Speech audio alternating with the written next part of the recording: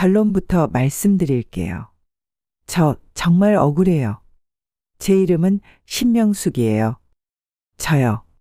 살면서 한 번도 어디 가서 부끄러운 짓 해본 적도 없고요. 평생 다른 사람한테 폐 끼치지 않으면서 살려고 노력했어요. 결혼하기 전에도 결혼하고 나서도 남편하고 사별하고 나서도 마찬가지였죠. 그런데 이런 저를 매도하는 게 제 며느리라니. 그리고 제 아들이 거기에 동조하다니. 저 정말 억울해서 미치고 팔짝 뛰겠어요. 제 아들 이름은 조광현이에요.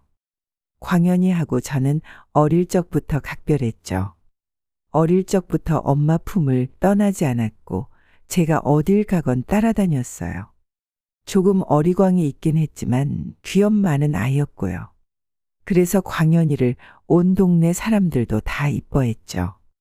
저희 둘이 손잡고 시장에만 가도 동네 사람들이 저기 효자 아들 온다 하고 말할 정도로요.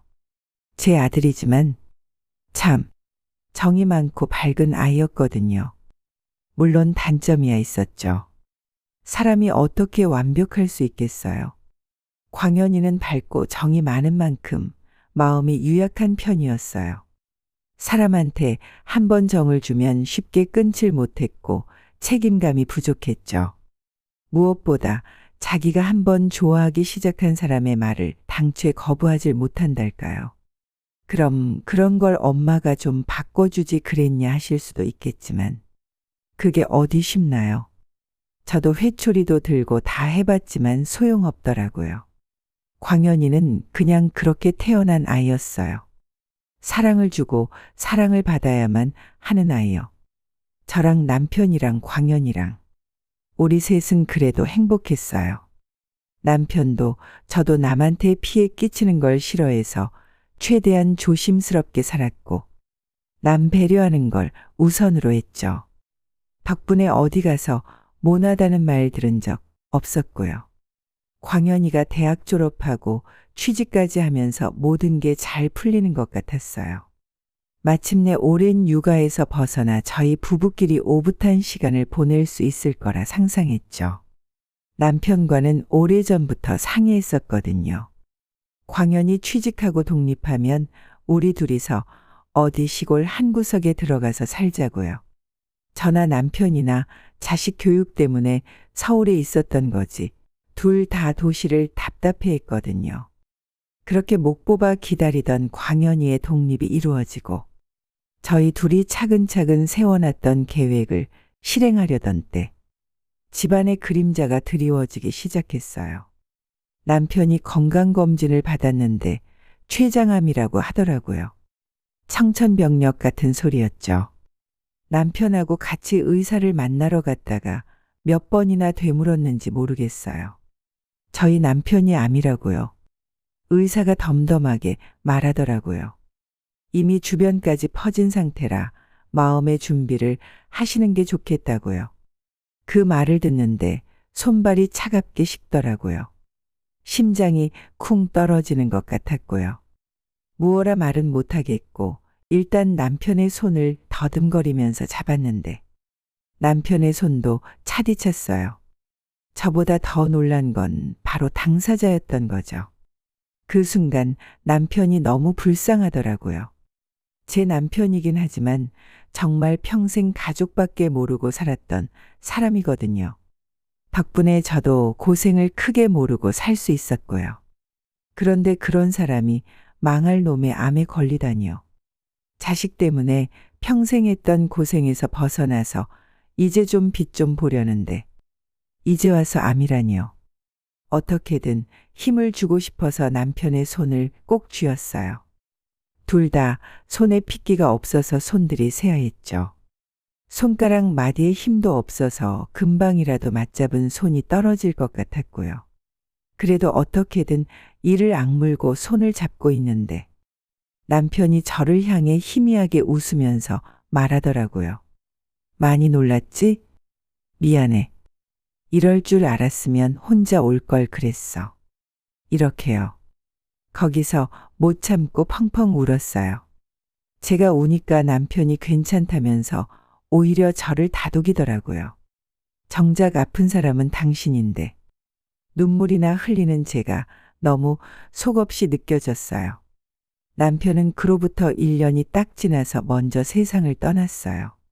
희미한 향 연기 너머에 남편의 영정사진이 보이는데 도저히 실감이 나질 않더라고요.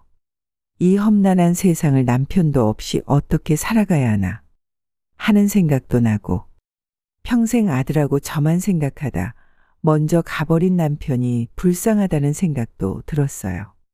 저도 많이 울었지만 광연이도 많이 울었죠. 소리 없이 어깨를 들썩이며 꺼이꺼이 말이에요. 녀석도 아빠가 자기를 얼마나 사랑했는지 알았거든요. 아들하고 저는 서로를 끌어안았어요. 제 품에서 펑펑 우는 아들을 다독이면서 제가 계속 말했죠. 이제 이 세상에는 너하고 나밖에 없다고. 하지만 내가 죽는 날까지는 어떻게든 너의 버팀목이 되어줄 테니 걱정 말라고요. 제 말에 아들이 더 크게 울더라고요. 그런 제 아들이 짠하고 불쌍했답니다. 그래서 저 혼자 마음으로 굳게 결심했죠. 아들이 힘들어하지 않도록 어떻게든 도와줘야겠다고요. 여기까지 들으시면 제가 아들 집착병이 있나 싶으실 텐데 그런 건 아니에요. 앞서 말씀드린 것처럼 전 다른 사람에게 피해 주는 걸 싫어한답니다. 그건 아들한테도 마찬가지고요. 무엇보다 제 꿈은 아들이 부모한테서 벗어나 어엿한 어른으로 잘 살아가는 거거든요. 그러기 위해서는 엄마가 너무 집착하지 말아야죠. 당연히 마음속으로 그게 잘 되지 않을 때가 많아요. 아들에게 뭐 하나라도 더 챙겨주고 싶고 뭘 하려고 하면 답답해요. 넥타이 하나도 빗둘게 매는 아이니까요.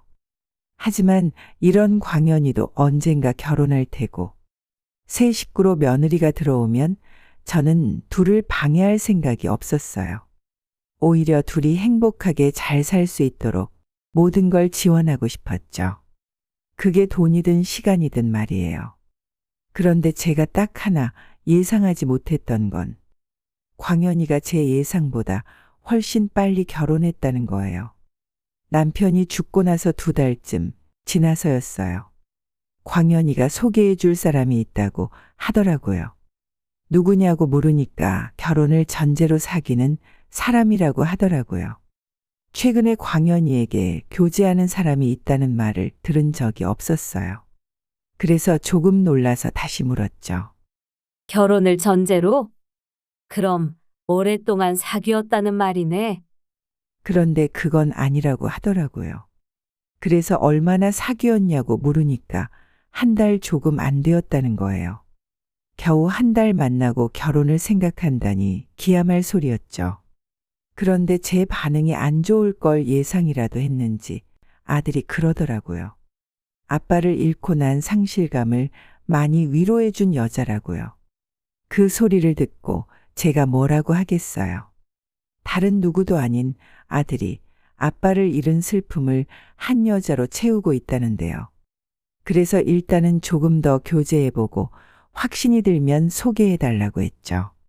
그런데 아들이 고집을 피우는 거예요. 당장 결혼하고 싶다고요. 아니 얘가 왜 이러나 싶었죠. 솔직히 저는 겨우 1달 만난 광연이의 여자친구를 만나고 싶지 않았어요. 그도 그럴 게 광연이가 워낙 순하다 보니까 하나같이 기센 여자들하고만 엮였었거든요. 이번에도 뻔할 것 같았죠. 무엇보다 만난 지 1달 만에 아들이 결혼을 결심하게 만들 정도라면 어지간히 수완이 좋은 여자일 거라는 생각에 꺼림칙했어요. 그때 아들이 말하더라고요. 사실 지금 만나고 있는 여자친구가 임신 중이라고요. 순간 너무 놀라서 다시 물었어요. 임신? 너 지금 임신이라고 한 거니? 저는 깜짝 놀라서 소리를 지른 건데 아들은 제가 기뻐한 줄 알았나 봐요. 신나서 제 앞에서 고개를 연신 끄덕이면서 말하더라고요. 맞아요. 하늘이 주신 소중한 선물이에요. 엄마 이제 할머니 되는 거라고요. 하늘이 주신 소중한 선물은 개뿔이. 그냥 니들이 조심성이 없어서 생긴 일이잖아. 라는 말이 목구멍까지 올랐지만 겨우 삼켰어요. 광연이야 원래 이렇게 해맑은 건 하루 이틀 일이 아니었으니까요. 문제는 제 아들의 아이를 가졌다는 여자 쪽의 입장이었죠. 다행히도 그쪽에서도 결혼을 원한다고 하더라고요. 광연이는 제가 허락만 해주면 당장 결혼을 할 것처럼 보였어요. 아니, 제가 허락을 하지 않아도 어떻게든 할 기세였죠. 솔직히 제 머리는 복잡했어요. 남편하고 사별한 지 얼마 되지도 않았는데 갑자기 아들의 결혼이라는 큰일을 치러야 한다니요. 골이 아파서 몇 날 며칠을 앓고 누웠죠. 그런 제 속도 모르고 광연이는 날이면 날마다 집으로 찾아와서 결혼하고 싶다고 노래를 불러댔어요. 뱃속의 아이가 더 크기 전에 며느리 될 사람을 만나보기라도 해달라면서요. 누가 내 며느리냐고 버럭 화도 내봤지만 이미 여자한테 단단히 홀려서 소용없더라고요.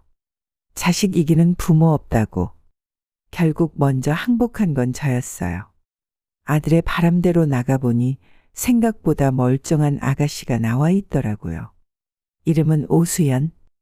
나름 예의도 발라 보였어요. 다 좋았는데 딱 하나. 그 아가씨가 보여준 초음파 검사지가 문제였어요. 콩알보다도 작은 게 하나 있던데.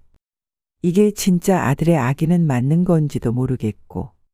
아가씨 옆에서 마냥 해맑게 웃고 있는 아들이 속없어 보여서 미치겠고. 그냥 한숨만 푹 나오더라고요.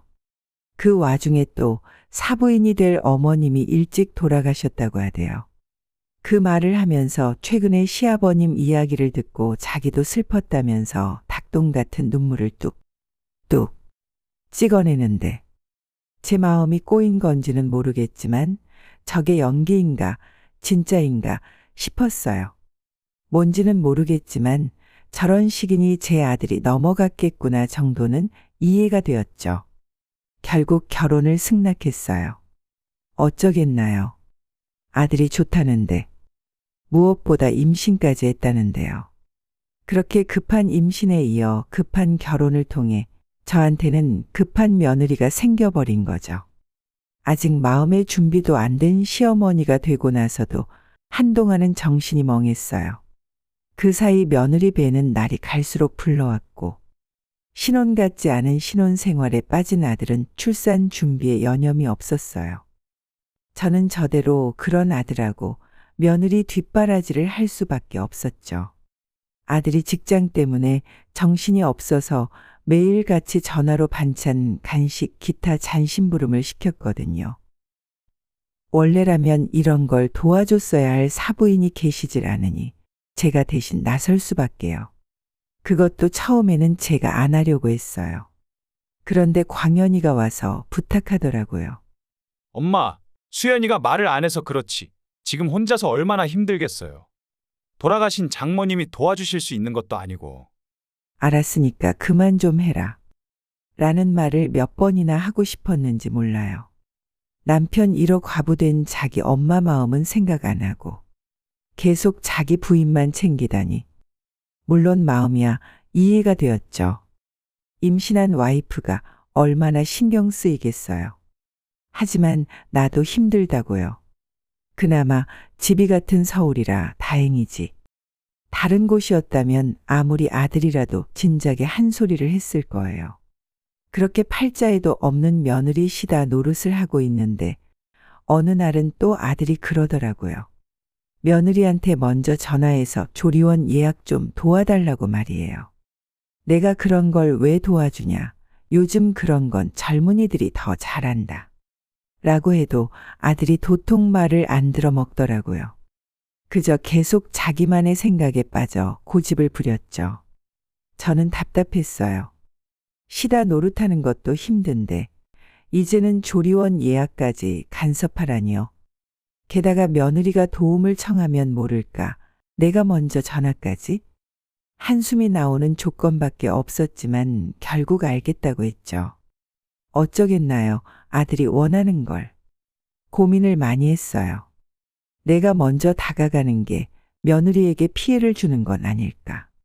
만약 그렇게 이해해버리면 나는 나쁜 시어머니가 되는 걸까 하고요. 그 사이 아들이 수연이한테 전화는 한 거냐고 독촉을 하는 통에 어쩔 수 없이 떠밀리는 전화를 걸었죠. 며느리는 평소처럼 전화를 받았어요. 그냥 간단한 안부를 물으면서 눈치를 살피는데 아무것도 모르는 눈치더라고요. 저는 그래도 광현이가 어느 정도 귀띔은 했을 줄 알았는데 이 녀석이 그냥 엄마인 제가 다 알아서 해주길 바라고 맡긴 모양이었어요.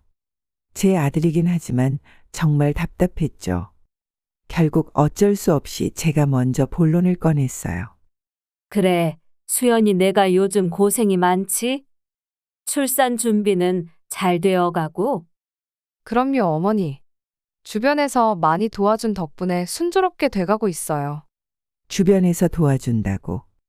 그럼 내 도움이 필요 없는 거 아닌가 싶은 생각이 들더라고요. 그래서 일단은 알겠다고 하고 전화를 끊었어요.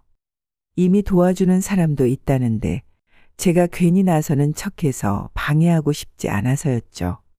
그런데 광현이가 다시 또 전화를 해서 불같이 뭐라고 하더라고요. 수연이가 엄마 걱정할까 봐 거짓말한 거예요. 제가 알기로는 주변에서 도와주는 사람 아무도 없다고요. 엄마, 솔직히 그냥 도와주기 싫어서 이러시는 건 아니죠? 너는 무슨 말을 그렇게 하니? 알았다. 내가 당장 전화해서 수연이한테 물어보마. 아들 말에 서운했어요. 내가 무슨 돕기 싫어서 이런다니요. 나도 사람이니 귀찮은 마음이 아예 없는 건 아니었지만 며느리에게 전화를 거는 순간부터는 이미 성심성의를 다하기로 마음을 먹은 후였어요. 그런데 제 속만 벅벅 긁어대는 아들이 참 갑갑하더라고요. 어쩔 수 없이 다음날 며느리에게 다시 전화를 걸었죠. 이번에도 통상적인 안부를 먼저 묻고 그 다음 말을 꺼냈어요. 그래, 수연아? 다른 게 아니라 내가 도와줄 게 있나 싶어서 전화를 한 거야. 도와주실 거요? 에이, 이미 어머니께서 저희 곁에 계셔주시는 것만 해도 충분한데요, 뭘. 그게 사실 내 주변에 산후조리원을 잘 아는 친구도 있고 산부가 먹으면 좋은 한약을 잘 다리는 한의사도 있거든. 그래서 너만 괜찮으면 다음에 같이 가면 어떨까 해서. 아, 말씀 정말 감사해요, 어머니. 그런데 이걸 어쩌죠? 이미 제 친구들이 추천해준 산후조리원이 있어서 거기로 예약했어요. 아무래도 저는 시설이 낡은 곳보다는 신식이 좋아서요. 한약도 솔직히 아기 생각하면 별로 먹고 싶지 않고요. 아, 그러니. 그렇구나. 그럼 내 뜻대로 해야지. 그래, 알겠다. 혹시라도 도울 게 있다면 언제든지 말해다오. 네, 어머니. 말씀만으로도 감사해요. 말을 마친 며느리가 먼저 전화를 끊더라고요. 검은 휴대폰 화면을 한참이나 바라봤어요. 아니, 내가 이게 무슨 망신이야 하는 생각이 들었죠. 그리고 왜인지는 모르겠는데 묘하게 기분이 나쁘더라고요. 생각해보니까 며느리 말투가 영 거슬렸어요. 전 그냥 잘 아는 산후조리원이 있다 정도만 말했는데 며느리가 자기는 구식이 싫고 신식이 좋다고 답했거든요. 아니, 나처럼 나이 먹은 사람은 무조건 구식을 추천한다는 법이라도 있는 건가 싶었죠. 어딘지 들어보지도 않고 이게 무슨 경우인지. 그리고 그 다음으로 한약도 마찬가지였고요. 시어머니인 제가 당연히 손주 생각해서 고르고 골라서 한약을 추천하지. 독극물을 줄까 봐요. 나름대로 신경 써서 연락한 거였는데 기분 나쁜 말들만 잔뜩 들은 셈이었죠. 게다가 광현이의 말과는 다르게 이미 친구들하고 조리원까지 다 정했다니요. 광현이 이 녀석은 대체 뭘 했길래 중간에서 이런 사고를 친 건지. 당장 전화해서 한마디 해야겠다는 마음에 휴대폰을 들었어요. 그런데 몇 번을 전화해도 안 받더라고요. 통화를 한 건 늦은 밤이나 돼서였죠. 제가 뭐라고 하기도 전에 아들이 미안하단 말을 꺼내더라고요. 자기 부인한테 오늘 일을 이미 들은 모양이었죠. 미안해요, 엄마. 나 때문에 곤란했다면서요? 나는 정말 수연이가 아직 아무것도 못하고 있는 줄 알았어요. 애교를 부리더라고요. 어릴 적부터 광현이의 습관이었어요. 곤란하면 어떻게든 애교로 빠져나가려는 거. 평소에는 귀여웠는데 그날따라 마뜩잖더라고요. 다 큰 애가 자기가 벌인 일의 책임은 안 지려고 하고 뭐 하는 짓인가 싶고요. 다음부터는 이런 일 없게 해달라고 하려다 그냥 말았어요. 그래, 광현이도 직장 다니랴, 집에서 부인 비위 맞추랴. 얼마나 힘들까 싶었죠. 어차피 먼저 사과도 받았겠다. 그냥 알았다고 말하고 전화를 끊으려고 했죠. 그런데 아들이 붙잡더라고요. 자기 때문에 며느리랑 제가 불편하게 되었으니까. 자기가 관계 회복에 장을 마련하겠다고요.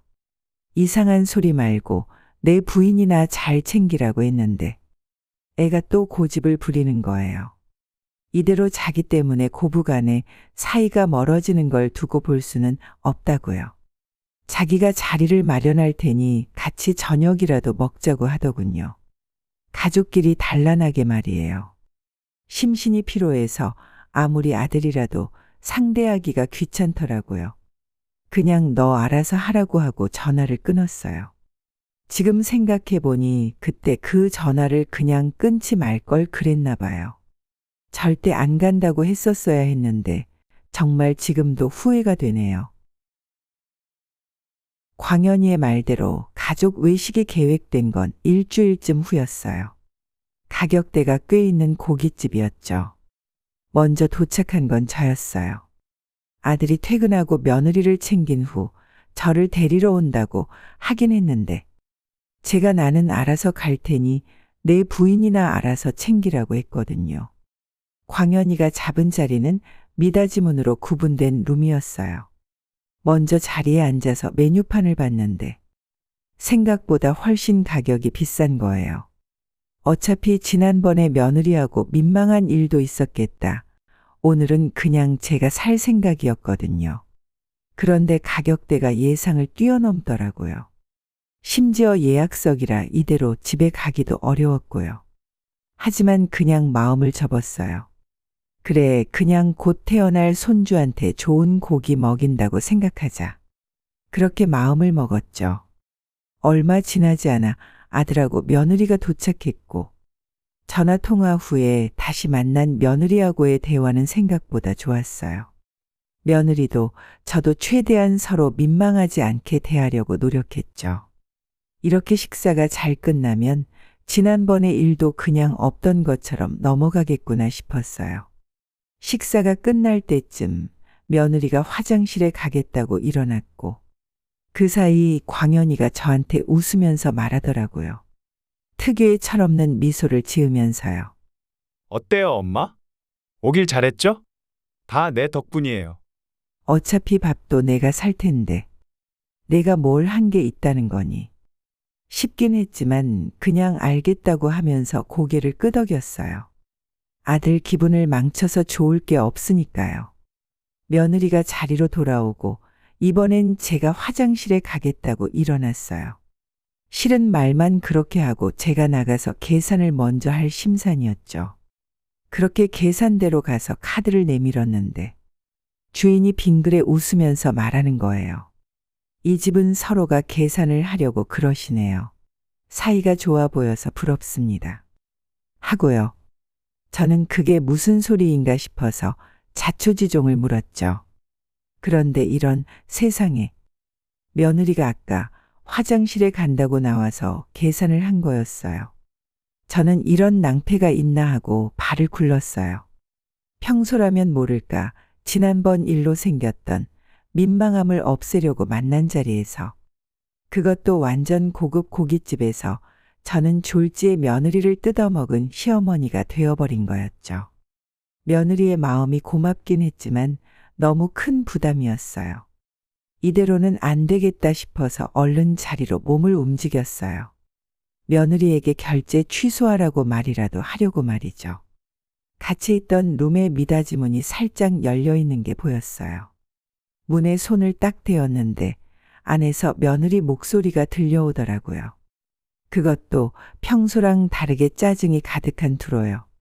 자기야, 어머니 진짜 너무하신 거 아니야? 지난번에 갑자기 전화하셔서 고집 부리신 것도 그렇고, 이번에는 이런 데까지 우리를 데려와서 계산까지 시키셔? 문을 열려던 손이 멈칫했어요. 심장이 쿵쾅대는 소리가 귓전까지 울리더라고요. 조금 전에 제 앞에서 상냥한 미소를 지으며 말하던 며느리하고는 전혀 딴판인 목소리가 계속 나왔어요. 그것도 온통 저에 대한 불만과 불평으로만 가득 찬 말들이요. 자기가 뭐라고 말씀 좀 드려. 나 진짜 이런 거 불편하단 말이야. 오늘 만난 것도 당신이 어떻게든 안 만나려고 한 건데 어머니가 고집 피우신 거라며. 우리 둘 다 피곤한데 이게 뭐야? 어머니 때문에. 내가 고집을 피웠다니 이건 또 무슨 말인가 싶었죠. 나는 며느리랑 만나려고 고집은커녕 어떻게든 피해를 안 주려고 최선을 다했는데 오히려 고집을 부린 건 지금 내가 불만을 토로하고 있는 내 남편이자 내 아들인데 당장 들어가서 너 정신 똑바로 차리라고 말하고 싶었죠. 그런데 그때 아들이 그러더라고요. 그게 우리 엄마도 이제 늙으셨나 봐. 아무리 말씀드려도 말이 안 통하셔. 나도 몇 번이나 나중에 만나자고 했는데 계속 자기 말만 하시더라고. 일단은 자기가 좀 참아. 우리 아빠 돌아가신 지 얼마 안 되셔서 어머니가 힘들어 하시는 것 같으니까. 혼자 되셔서 저러시는 걸 어쩌겠어. 내가 조만간 제대로 말씀드릴게. 아니 뭐 이런 것들이 쌍으로 있나 싶었죠. 억울해서 가슴이 답답했어요. 아들은 아들대로 중간에서 저를 가지고 놀고 있었고 며느리는 며느리대로 제 뒷담을 까고 있었으니까요. 광현이가 왜 저렇게 말하는지는 뻔했어요. 어릴 때부터 저 녀석은 자기한테 곤란한 일이 있으면 뒤로 쏙 숨어버리곤 했으니까요. 그때 회초리를 더 들었어야 했는데 어릴 때 습관이 잘못 들어서 지금까지 저러고 있는 거였어요. 마음 같아서는 이대로 당장 안에 들어가서 둘 모두에게 쏘아붙이고 싶었죠. 며느리에게는 내가 하고 싶어서 한 게 아니라 다 내 남편이 시켰던 일이고 아무리 서로 오해가 있었다 한들 시어머니를 그렇게 말하는 법이 어디 있니? 라고 하고 싶었고 광현이한테는 정신 똑바로 차리라고 호되게 말을 하고 싶었어요. 무엇보다 죽은 남편까지 들먹인 것이 너무 속상하더라고요. 하지만 이대로 안에 들어가서 말을 시작하면 도저히 멈출 자신이 없었어요. 알게 모르게 그동안 쌓인 게 폭발할 것 같았거든요. 고부 관계는 물론이고 모자 관계에도 영향을 끼칠 것 같았죠. 그래서 일단 마음을 진정하려고 바깥으로 나왔어요. 과호흡이 온 건지 머리가 핑핑 돌고 어지럽더라고요. 내가 뭘 그리 잘못했길래 저 아이들이 저러지 싶었죠. 제가 한 거라고는 아들을 평생 정성을 다해 키워온 것.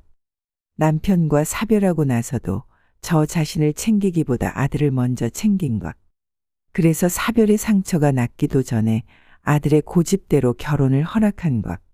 그 이후에도 아들이 바라는 대로 며느리를 마음 다해 도와준 것. 그랬을 뿐인데 왜 나에게 저 두 아이가 박절하게 대하는지 이해가 되질 않았어요. 힘들게 숨을 몰아쉬고 있던 그때였어요. 어머니, 나와 계셨어요? 어느새 두 아이가 저를 찾아 바깥으로 나왔더라고요. 조금 전까지 제 욕을 하던 아이가 맞나 싶을 정도로 생글대는 웃음을 짓고 있더라고요. 소름이 끼쳤죠. 이렇게 앞과 뒤가 다른 아이구나. 하고요. 그날 두 아이가 저를 집에 데려다주는 차 안에서 저는 아무런 말도 할 수 없었어요. 둘도 처음에는 저에게 어느 정도 말을 걸다가 나중에는 자기들끼리 신나서 떠들더라고요. 거기에는 산후조리원에 대한 이야기도 포함되어 있었어요.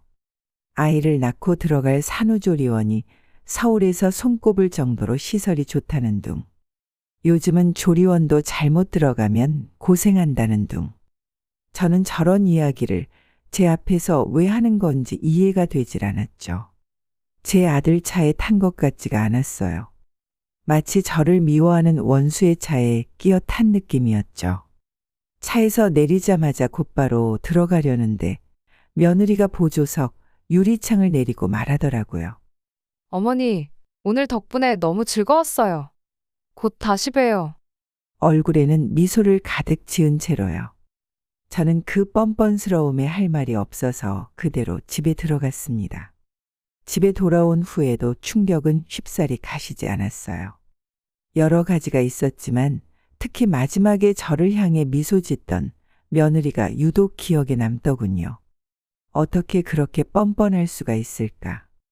불과 몇 분 전에 내 욕을 그렇게 해놓고선 심지어 차에서도 나더러 들으라는 듯 조리원 이야기를 하고선 어떻게 그렇게 아무렇지 않은 얼굴로 나에게 즐거웠다는 이야기를 할 수 있을까?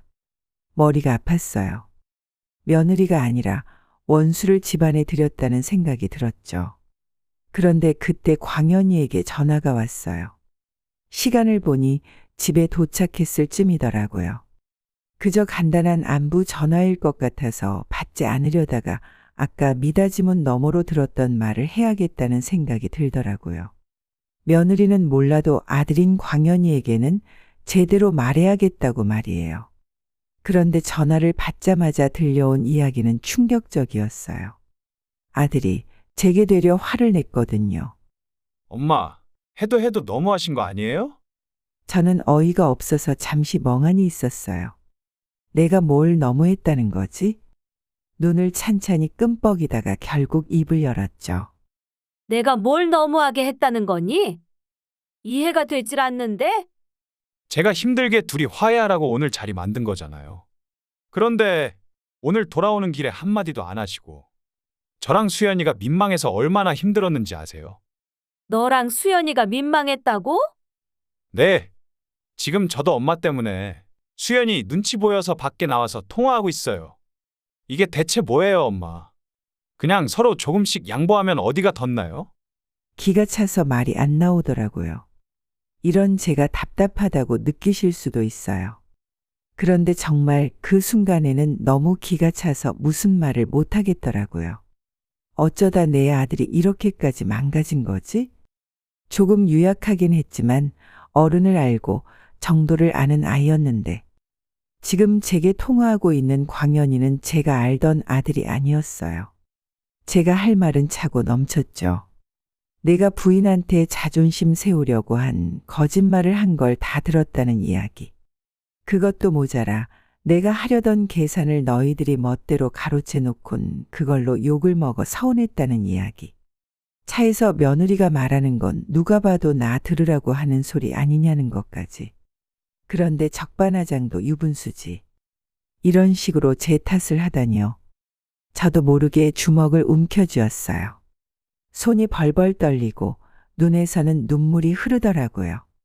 그동안 제가 당한 서름들, 그리고 남편을 잃고서 제대로 추스르지도 못한 감정이 폭발하는 것 같았죠.